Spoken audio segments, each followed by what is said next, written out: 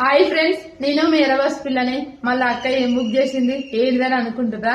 ఏం లేదు ఫ్రెండ్స్, ఇక డేకుల మంచం అయితే మేమైతే ఊరికే కడిగినప్పుడు అటు జరపా ఇటు జరపా అటు ఇటు జరిపినప్పుడు గిరికి సౌండ్ రావడం, మొత్తం బండ్లకి ఇట్లా రాకపోతుంది. సరే ఐటికి మంచం దాని కోళ్ళకైతే స్టాండ్ అయితే బుక్ చేసినాం. స్టాండ్ అంటే స్టాండ్ ఏం కాదు, పెద్దదేం కాదు, దాని చిన్న గిరికలు అయితే వస్తాయంట.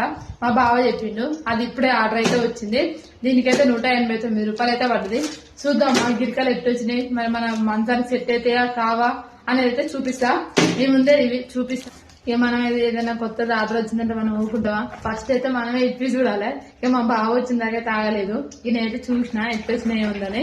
4 అయితే వచ్చినాయి. మంచం కోళ్ళకి 4 అయితే వచ్చినాయి. ఇక మంచం కోళ్ళ తగ్గట్టు 4 అయితే వచ్చినాయి. ఇక ఇట్లా నల్లగా ఉంది కదా, దీని మీద అయితే మంచం పెట్టాలి. పెడితే వెనక ఇట్లా గిరికలు అయితే ఉన్నాయి కదా, మన మంచం అటు ఇటు జరిపినప్పుడు అయితే జరుగుతుంది. ఇట్లా మనం బస్సు పోయినట్టు మంచిగా ఉంది.